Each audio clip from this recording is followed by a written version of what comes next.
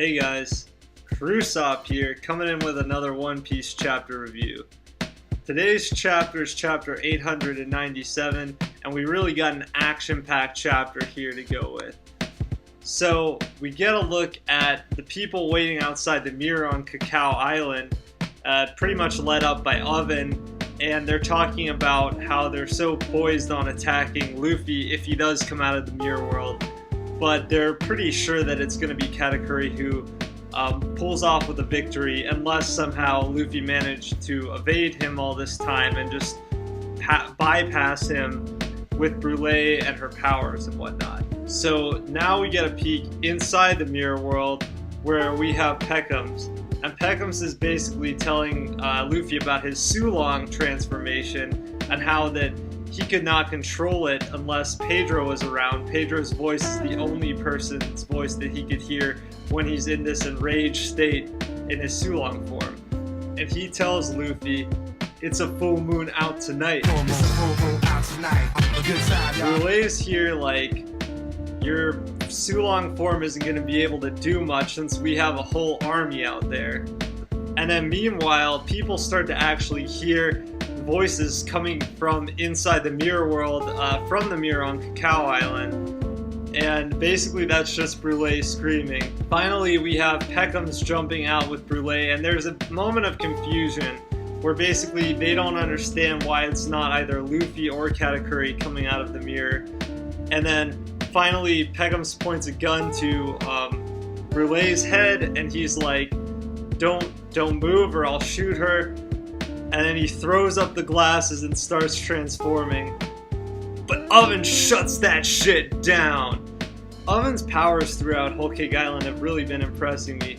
First off, he was able to just stick his hands in the sea and boil it within a few seconds, which is just would take up an incredible amount of energy. But now he's actually able to kind of pinpoint, at least at the medium to short range, his heat to a specific target, which is the gun in Pekoms' hand. So this bursts into flames, and then Pekoms drops it, and then he punches Pekoms. People start to attack Pekoms, and they shout out, "Blind him, don't let him look at the moon ever again." And you know something? Snow blindness in cats is a really serious problem. It's affecting more and more cats every year, and it scares the living shit out of us. So anyway, we have Luffy jumping up in the air, and then Raisin jumps up, and he's like, putting yourself in the air is a bad idea because it will make you more vulnerable. And then out of nowhere, Sanji comes in with a kick, BAM!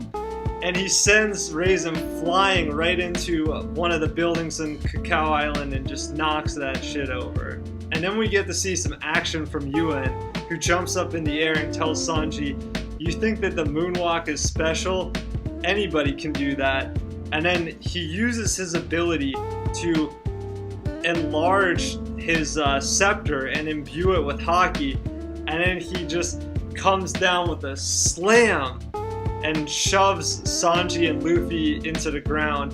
And Sanji's really taking the brunt of the blow for Luffy because he's kind of cradling him and taking all the damage to his back.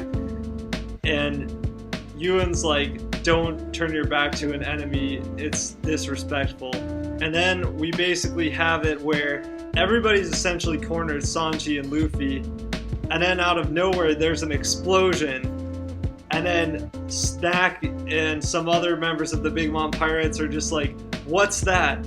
And then we get to see the Germa 66 coming in like we all expected, which was I'm excited for it. I'm honestly really excited because I feel like we have not gotten to see a whole lot out of some of the stronger members of the Germa, which are like Reiju and Ichiji, I think. But yeah, anyway, for a few points of discussion, I kind of want to speculate here about what Yuen's power might be, because I'm not sure if it's enlargement of objects or if that's just the weapon that he has. The particular weapon is kind of like the extension long pull from Dragon Ball, where it's just the feature of his weapon, or if that's actually his Devil Fruit ability.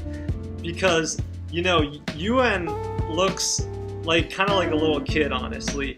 And we haven't really gotten his age revealed yet, but I think it would be pretty funny if he's just like a tiny tot who's using his devil fruit power to make himself into a huge warrior at all times. I think that'd be pretty sweet. And then I want to also speculate on what the different matchups will be, because now we see that Snack is going to be in the fight. Yuen seems like a pretty big threat, and of course there's Oven, and you know, Raisin might do something. And then there's also Smoothie and Daifuku, who are presumably coming in by sea. So I believe that the Germa will kind of get matchups against some of these Big Mom pirates. I think that a cool one would be Yonji versus Yuen, because I think that they're both kind of the strength, brute force type fighters.